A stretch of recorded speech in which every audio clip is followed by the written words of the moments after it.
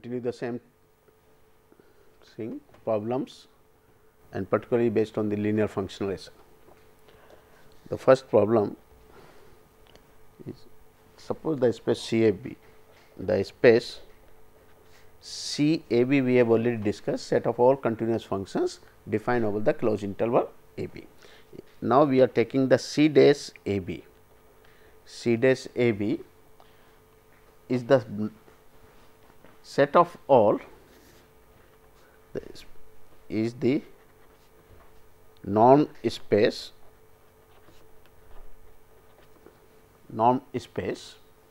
of continuously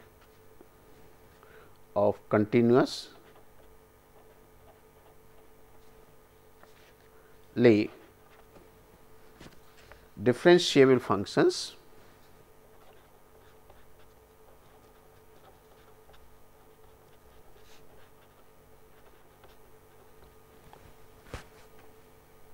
defined on J, which is a closed interval AB, with norm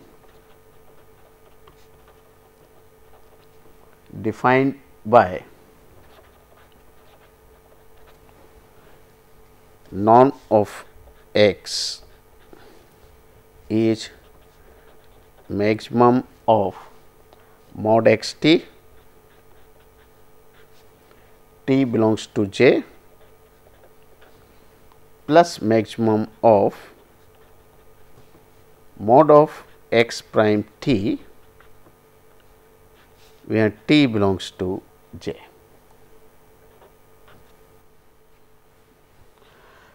So, the problem is, prove that the CAB, I will just write like this, prove that or show that the space C dash AB is the norm space of continuously differentiable functions on the closed interval AB with norm defined as this.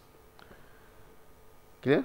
So, this space is different from the CAB. CAB we are taking only the continuous functions defined over the closed interval AB, and in that case the norm was given in terms of the maximum mod x t, or maybe the integral form a to b x t dt.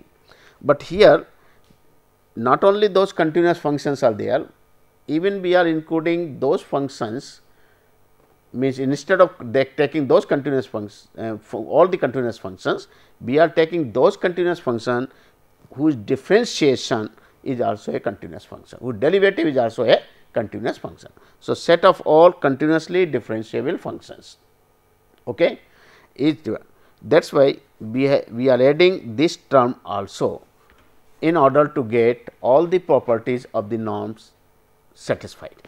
If I do not put this term, you will see that all the condition of the norm space will not be satisfied. Okay. Let us see the first part. Norm is obviously greater than equal to 0, because each one is mod. So, and this is a continuous functions on CAB. So, obviously, these things derivative etcetera will give the non negative quantity, mod of this is there, we get. Now, if it is 0, what happens? The right hand side of this expression is 0. So, maximum of x t is 0 and maximum of x prime t is 0. So, this will imply that x t will be 0, x prime t will be 0 for all t belonging to J, because once the maximum value is 0, then for all values of t it will be 0, modulus is given, okay, absolute value. Now, x t is 0 means x prime t 0 implies the function x must be a constant function, okay. And since first condition shows x t is 0, 0 is also constant. So, it can take the value only when x is 0. So, x must be identically 0. So, norm of x equal to 0 will imply x is equal to 0. Is it okay? So, I will write theta, clear, 0. Is it okay? So, second condition, norm of x plus y is less than equal to norm x plus norm y.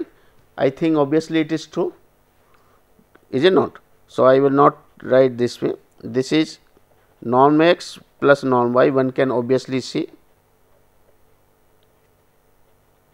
And similarly, the third condition, when alpha is a constant, then you are getting this is maximum of alpha x t, t belongs to j, plus maximum of alpha x prime t,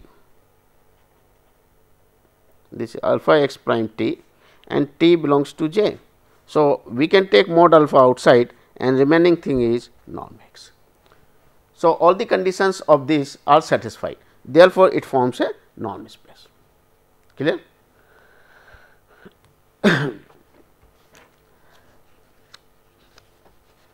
Is it okay? So, and this space is interesting, it is very interesting space, and we will see many application, and you will see this type of space. Okay.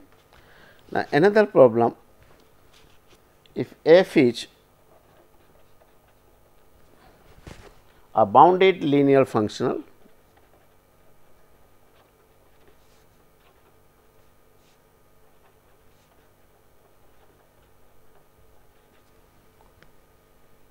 on a complex normed space,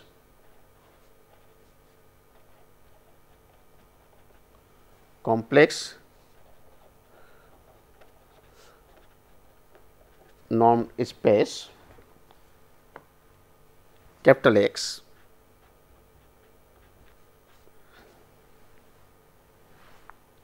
then each f bar is f bar, where f bar is a complex conjugate of f, is f bar bounded, is f bar linear, where f bar denotes the complex conjugate.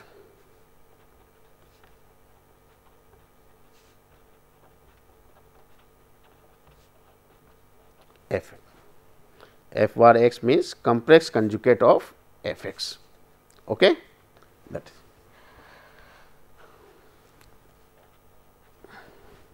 So, what is given is f is a bounded linear functional on a complex norm space. It means when you take x, point in x, the f of x, that will be a linear function, that will be a scalar quantity and belongs to a complex set. So, we can talk about the conjugate of f. Now, the question is, in place of f, if I take the conjugate of the function and then operate on x, whether that function remains linear, remains bounded. Okay. So, first part is we claim f bar is bounded.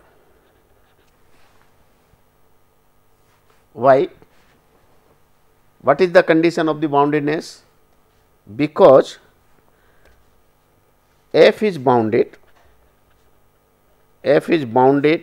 linear, functional. So, by definition, mod of f x is less than equal to norm f into norm of x. This is by definition. Clear? Now, I replace g, suppose g is equal to f bar. Okay. Now, we wanted to test whether this function is bounded or not, define on x. So, let us consider the mod of g x, that will be the same as the mod of f bar x. Okay. But this f bar x, because it is a conjugate value, that will be the same as the mod f x. So, we get mod f x, mod of z and mod of z bar will be the same. So, this will again less than equal to norm of f into norm of x, or this norm f you can just put it the star also bar, there is no problem. So, we can say this is less than equal to g into norm of x. So, it is bounded. Okay. Now, what about the linearity? The f bar, will it be linear?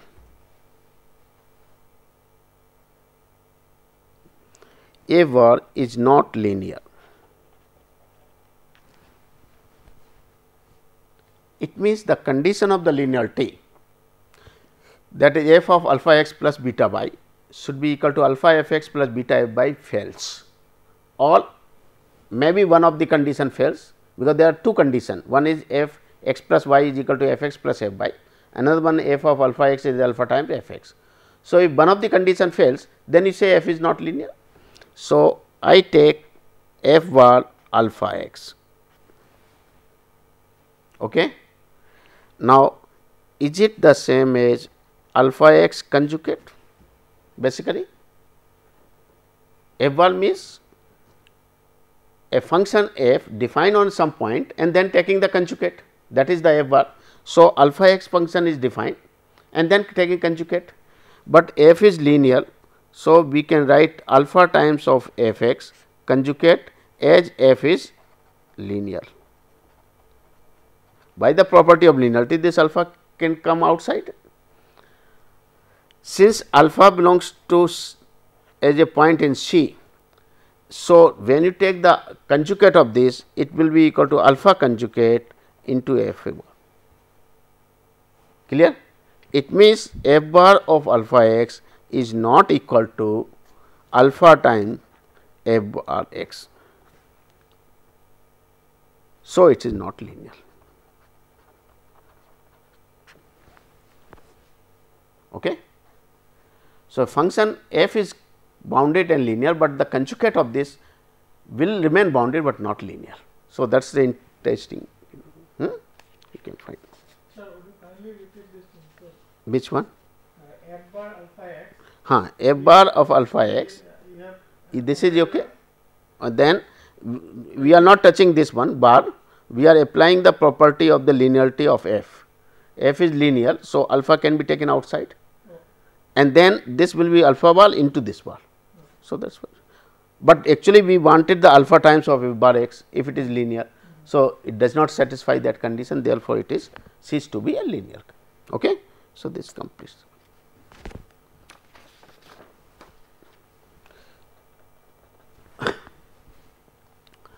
Then another example is, let f which is not equal to 0 be any linear functional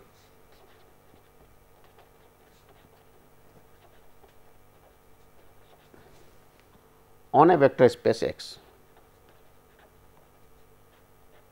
on a vector space x, and x naught any fixed element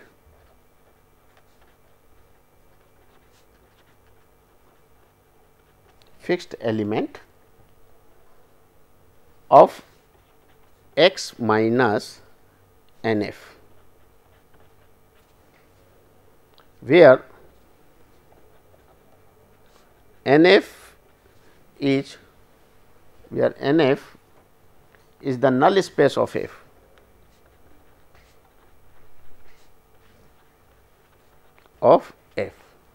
Okay. So that any x,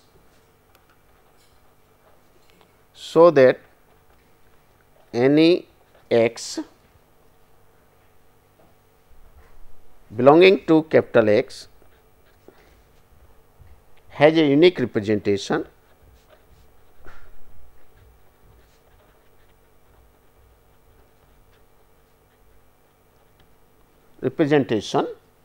as x equal to x naught plus alpha x naught plus y, where y belongs to n f.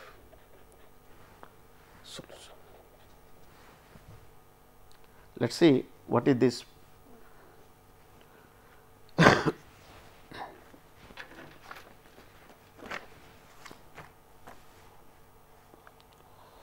Okay.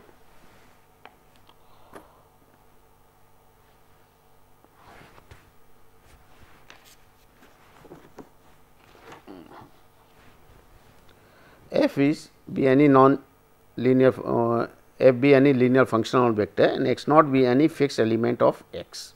So, x naught is given in x minus n f, it means the value of the function at a point x naught is not equal to 0.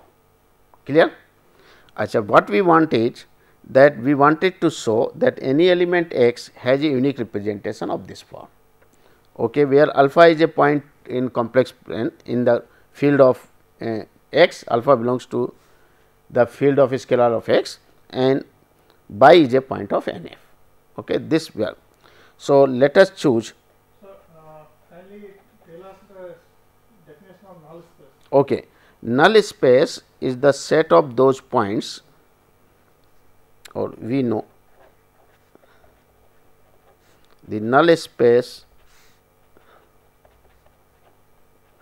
n f is the set of those point by such that f of by is 0. Okay. This is the null space for this. Okay. Now, if we take alpha to be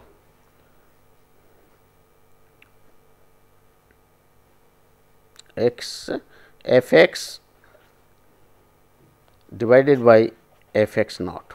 Suppose I take this alpha, okay, x be any point, and by I am choosing to be x minus alpha x naught, because x naught is given, x you are choosing an arbitrary point in x. So, these two things are known. Okay. If I take alpha in terms of f x and f x naught, this is also known, clear, because f is given, f is given. So, everything we can now pick up. If I construct the by as x minus alpha x naught, then what is the image of by under f? This is equal to f x minus f of alpha x naught, but f is linear. So, it can be as f x minus alpha times of f x naught as f is linear, clear, f is linear, but alpha we are choosing f x over f x naught. So, this entire thing will be 0 because alpha I have chosen to be f x over f x naught. Is it clear or not? It means the image of by under f is coming to be 0. So, this shows that y must be a point of n f. Okay. So, what we have proved is then any element x from here, x can be written as alpha x naught plus by. Any element x can be expressed in this form where by is a point in n f. Is it okay? But what we want is this representation should be unique also. Means we can express x in one and only one way in this way. Okay. It means if we have the two representation, then that representation will not give the two different values. That is, if I take x as a alpha x naught plus by 1, another representation x is alpha x naught plus by 2, then these things should not be the same. Okay. It will give the same value. Okay. So, to show the uniqueness,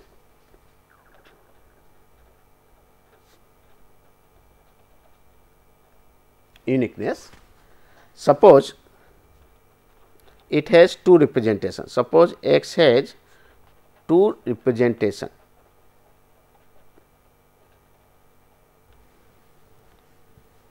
One is x is alpha 1 x naught, alpha 1 x naught plus by 1. Okay. Another representation is alpha 2 x naught plus by 2. Suppose it has the two representation like this, where by 1 and by 2, these are the elements of n f, and alpha 1 alpha 2 belongs to the field of scalar of this. Clear? Okay. So, from here we get alpha 1 x naught, it means we should have a contradiction, alpha equal to alpha 2 x naught plus by 2. Okay. Now, this will give alpha 1 minus alpha 2 x naught equal to by 2 minus by 1. Clear? Is it okay? Now, from here we conclude that alpha 1, okay, if by 1 and by 2 belongs to what? If alpha 1 is not equal to alpha 2, what happens? If alpha 1 is not equal to alpha 2, then what we get? We get x naught equal to 1 by alpha 1 minus alpha 2 by 2 minus by 1. But by 1 and by 2 are the point in null space, and null space, this is a vector space we have shown earlier. So, this element will be a point of NF, and this is nothing but a scalar. So, entire thing belongs to NF. So, what conclusion is? So, therefore, x naught point, the x naught point, this is an element of NF. Is it okay? But it is a contradiction to the fact that x naught belongs to x minus NF, because in the result, in this exam statement itself, x naught is any fixed point of x minus NF. So, x naught belongs to x, but not in NF, but here we are getting x naught belongs to the NF. So, a contradiction, and this contradiction is reached because our wrong assumption that x has a two different representation. It means this shows that x can be expressed only in the form of alpha x naught plus by. This by may be changed, no problem, but this alpha will remain, because x naught is fixed. So, alpha of x naught will remain, then x linear combination with the elements of by. So, is unique, has unique representation. Okay, we get that. Means alpha must be so here, so alpha 1 should be equal to alpha 2. These must be the same. Okay, can you always? Is it correct? So this. Okay, then next.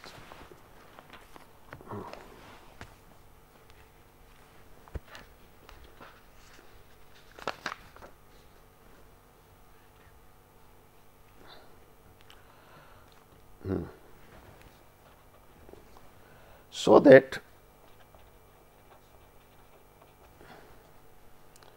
two linear functional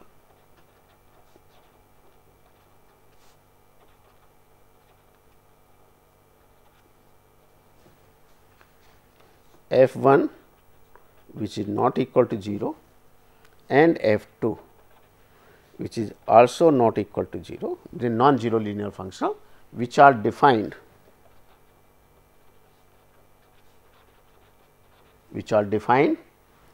on the same vector space.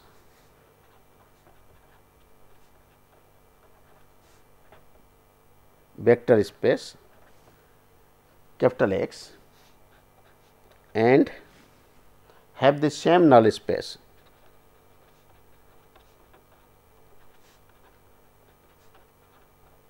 Null space are proportional, are proportional.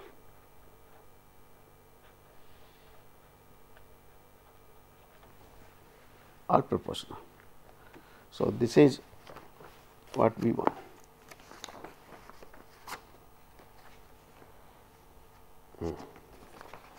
Let us see how this works.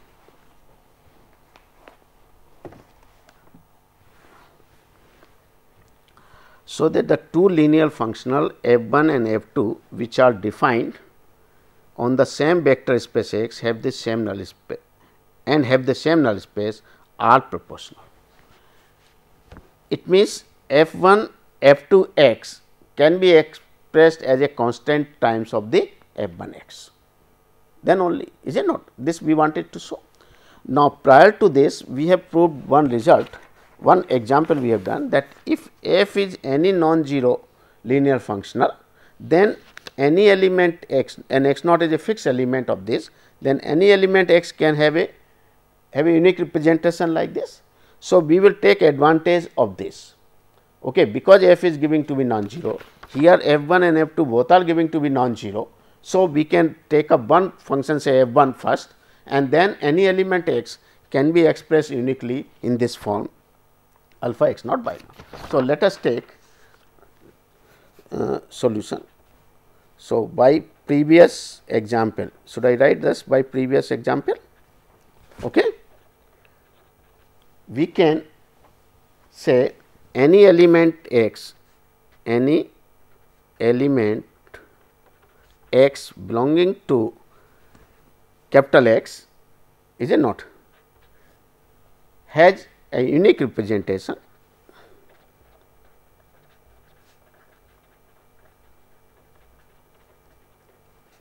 in the form of x as some alpha x naught plus y, where y is an element of n f, and if you remember in derivation alpha is taking as f 1 x over f 1 x naught, is it not clear? So, any element x has a unique representation as this, where f 1 is not equal to 0, a linear functional on x. Okay.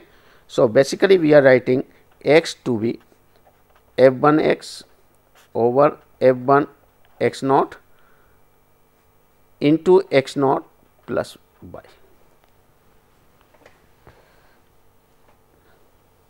Okay. So then this y will belong to n f 1. N f 1, where y belongs to n f 1.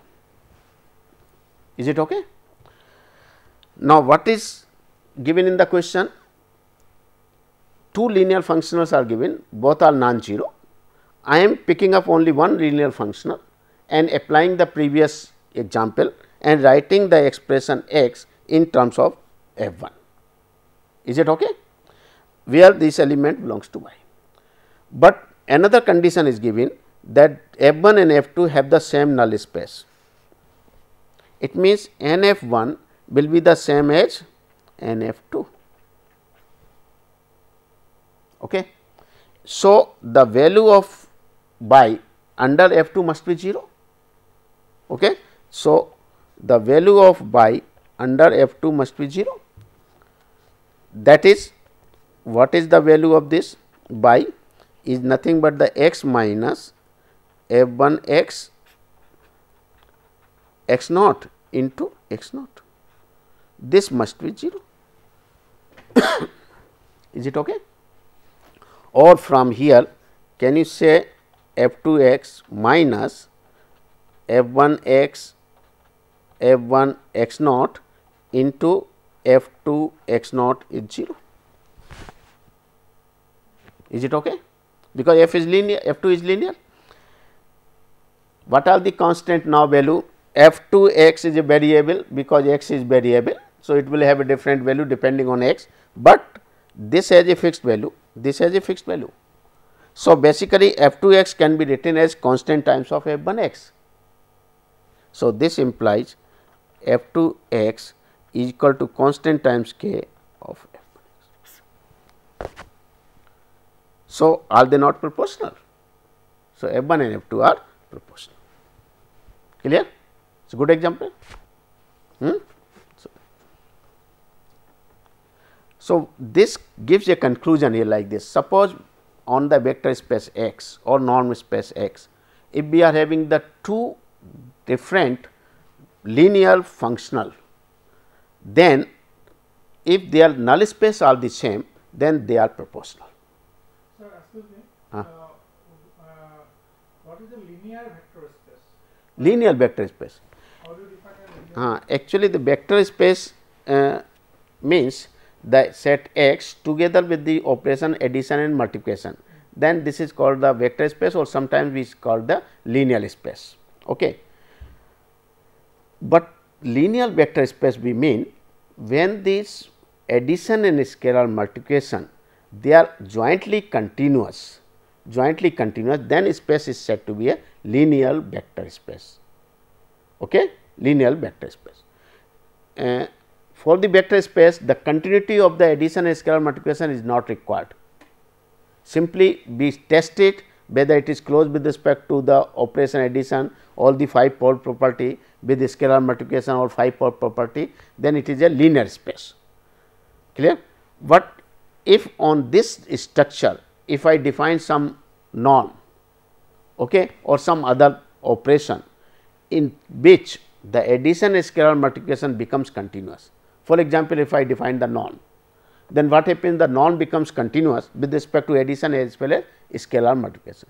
So, when the addition and scalar multiplication are jointly continuous, then such a structure we call it as a linear space. It means it should be a linear space, vector space, it should be a continuity and scalar multiplication must be jointly continuous. Okay. So, how, in fact, do you call this continuous? Suppose continuous we mean, I think this we have discussed last time. Normally we say the norm linear space. When you say linear vector space, it has meaning, no meaning unless you use some norm. Okay, sir. So, when we say the norm linear space, norm linear space, it means it is a linear space, it is a norm space, okay. And then third is the addition and scalar multiplication are jointly continuous. Jointly continuous means if x n converges to x, y n converges to y, alpha n converges to alpha, then and beta n say converges to beta, then alpha n x n must go to alpha x dot product and x n plus y n must go to x plus y under the norm. Then we say this norm is a continuous function with respect to addition and scalar multiplication. That is the meaning is norm of x n plus y n minus x minus y must go to 0. Then and norm of alpha n x n minus alpha x must go to 0. So, with respect to addition and scalar multiplication it is continuous. So, if a structure which has addition, multiplication and some other suitable operation like norm, maybe a null product like this, then only the concept of the norm linear space comes, okay, when the jointly continue. Okay. So, but we are dealing only with the linear spaces or norm spaces. Jointly this will, in fact, this will lead to a concept of topological vector space. Okay, that is okay. Now, let us see then another example. So, my question was regarding linear space. Why do you call a space linear? Linear space to same as the vector space. That means linear space or be called a vector space, both are terminology same. It means as X is a set and two operation addition and scalar multiplication are given. If X plus is a abelian group, abelian group means it is closure, property is satisfied.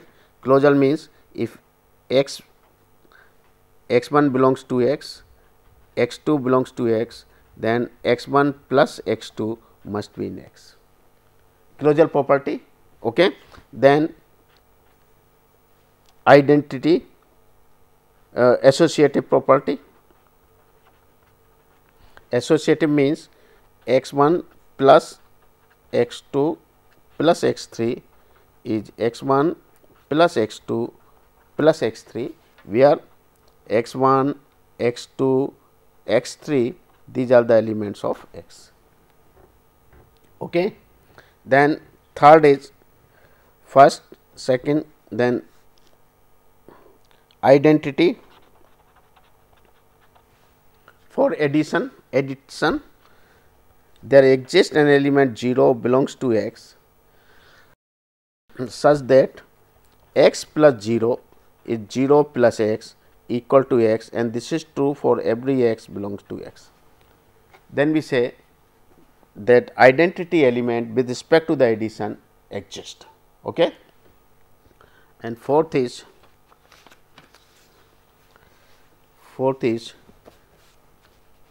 inverse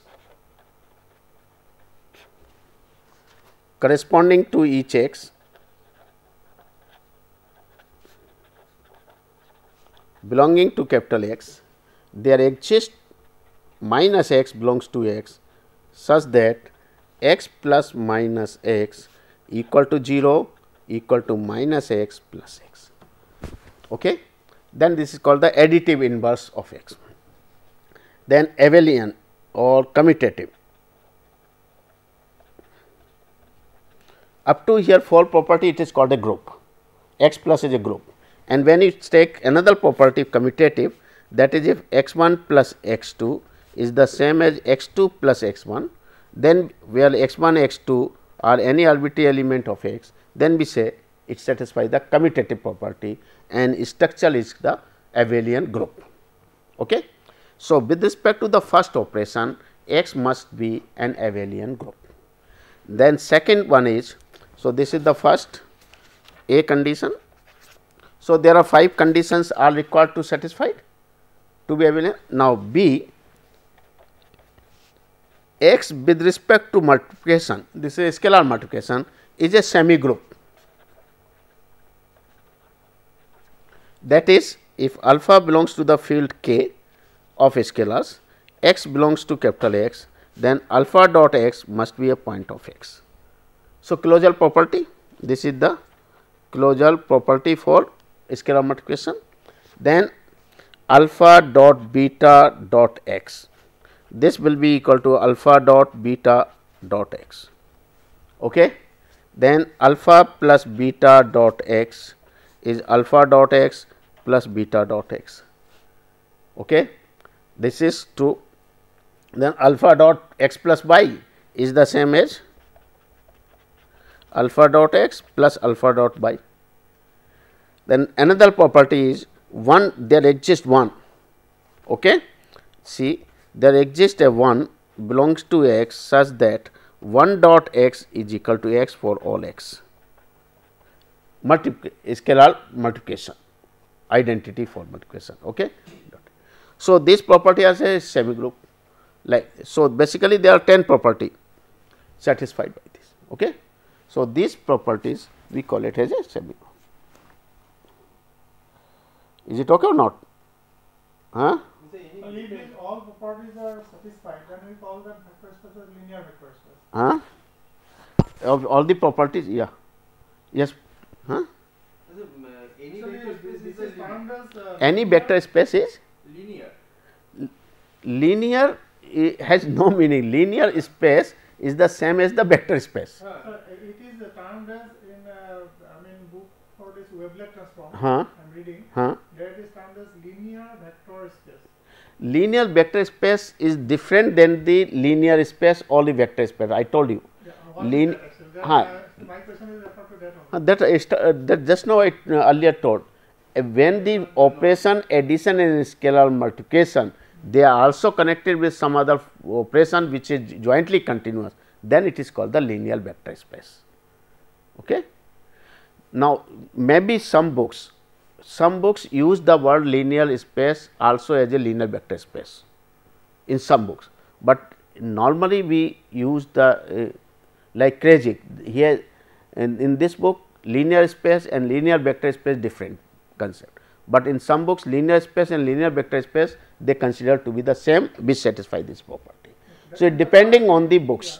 Yeah. Okay. When the first 3 properties are satisfied, then we call that vector space as linear vector space, but it must be linear space. Yes, exactly. Normed space and plus and this dot are jointly continuous. Non-linear space. norm is there. Yeah, norm. That is Norm. Under the norm it is linear continuous. space. Yes. It must be normed space. And then jointly continuous. Plus and Then it is a non-linear space. But if the sum book is writing only the linear vector space, it means he is meaning with the linear space only. He means only the linear space. So, you just check the book. What are these? Whether any okay, but whether any operation addition and scalar multiplication apart from this any other operation he has taken? So, he has not defined vector space. No, whether addition and multiplication, whatever the two operation, is there any third operation in that? If not, then it is the same as the linear space. Sir, he was discussing this Fourier domain. I mean Fourier. So, he means only the linear space. Linear space. Okay, that's one. Clear? So, this okay? Okay. So, we were discussing some problems. Okay. Now, let us take this problem. Okay. If y is another problem on the linear, if y is a subspace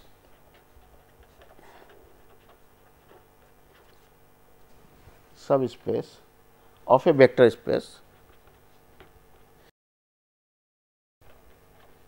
X and f is a linear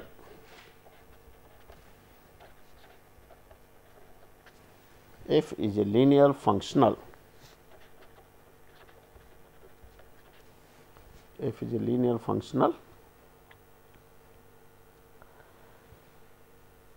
on X such that f y is not the whole scalar field, is not the whole scalar field K, is not the whole scalar field of K. So that field of X,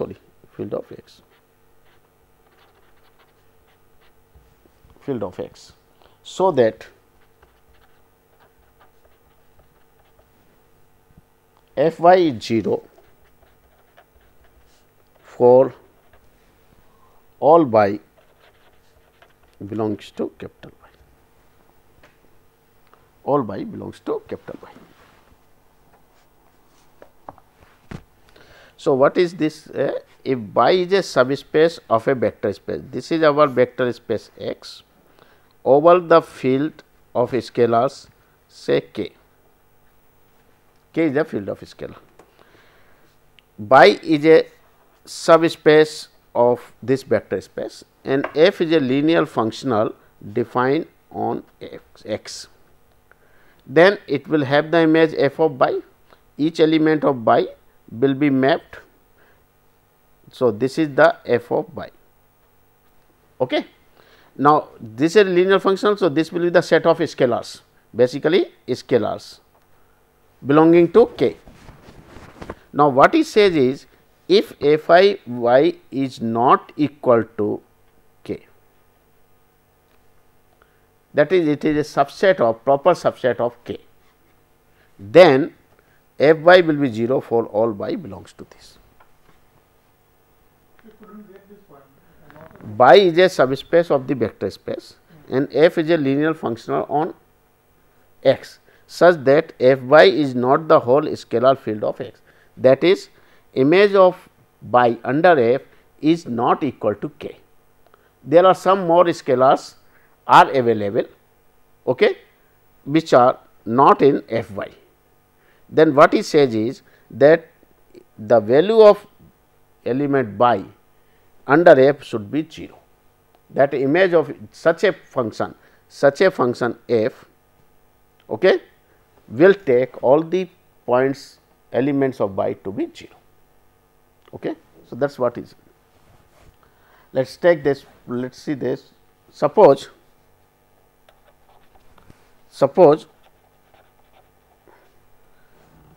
for some point it is not 0. Okay. So, suppose y naught is a point in y such that f of y naught is say gamma which is not equal to 0. Okay. Suppose then we should read a contradiction. Okay. Now, pick up alpha, a scalar which is equal to alpha by gamma into f of y naught, because f y naught is gamma. So, this cancel and alpha equal to this. Okay. Now, f is what? F is linear, this is constant. So, it can be written as f of alpha by gamma into y naught, because f is linear. Okay. Now, since y naught is a point in y is a subspace, capital Y is a subspace. So, this will be a point of y. So, if it is the point of y, then each element must belongs to f of y. Okay. This belongs to f of y. If you remember, if x is a finite dimensional case, or this we know a matrix A, which is a matrix Aij of order m cross n, then this represents a transformation from Rn to Rm. Remember, and this is a linear mapping, linear transformation, in fact linear functional transformation from this matrix to, okay, and bounded also, bounded linear transformation, or operators you can say, transformation or operator. And how to define this one is Aij and then Xij sigma j 1 to n, this is our eta j. Okay. Then this elements x n, where x is equal to xij j equal to 1 to infinity and y equal to eta I, sorry, this is eta I, eta I is 1 to sorry 1 to n and 1 to m, is it not? So, this is our eta I. It means it can transfer the elements of x n to the elements of y n under this transformation, and we write A x equal to y. Okay. Now, this is the case when A is finite dimensional. Similar case we can extend to the infinite dimensional. Okay. If there is a matrix A is a matrix, suppose, okay, suppose A is a matrix Aij of order infinite dimensional, where I is varies from 1 to infinity, j is varies from 1 to infinity. Okay. And x and y, these are the spaces. X is xi1, xi2 and so on, is an infinite dimensional space. Y is eta 1, eta 2 and so on, is again an infinite dimensional case. Then how will you operate from x to y? How to define? Finite dimensional case is okay, because this series is finite, convergent, therefore, the corresponding will be the convergent. So, this definition leads to the concept of matrix transformation. How did we define? In a similar way, what we do is we consider this sequence sigma Aij xij j equal to 1 to infinity. Okay. Now, this sequence we call it as a Axi. Okay. Axi, because x1 x2 xn are there na. So, A of xi. Now, this elements, if this is convergent for each I, this sequence converges for each I, because this is infinite series, I is 1 to and so on. So, if this series converges, series sigma Aij xij j equal to 1 to infinity converges for each I, okay, and the sequence a x I is an element of y, okay, is an, suppose it is L infinity. So, SOP of this must be there. If it is L1, sigma of this thing must be there. If this is in by, then we say A maps x into y, or A is a matrix transformation from x to y, and we denote this thing as A belongs to x comma y. You follow me? Clear? Because this is a double summation A I j, and I is not finite, and this j is also not finite. So, for each I, suppose I take A 1, then A 1 j, this will give a infinite series. So, this series must be convergent for 1, A 2, A 3 and so on, A I equal to 1. So, you are getting a convergent sequence, all the sequence are convergent, but that sequence, if that sequence belongs to the class by, then we say the A transferred the element of from x to y, or A is the matrix transformation from A to y. Okay. How do you denote it? A belongs to x y. A belongs to x y. It means take the element of x, first construct this series, and this should be convergent for each I, and then this sequence again take A x 1, A x 2 etcetera form sequence, and that should be in the element of y. Clear? So, the question is, under what condition on A I j this matrix transformations A maps from x to y when x and y are different. Suppose I take A matrix A I j transform L 1 to L 1, then what should be the restriction on A I j, so that it can transfer each element L 1 to L 1. Similarly, what should be the restriction on A I j? Clear? If I say L infinity to L infinity, then what should be the restriction on A I j? If I say it transform from L p to L p, what should be the restriction? So, this transformation matrix A can be characterized. You can change the coefficient accordingly when we want the transformation from one space to other space.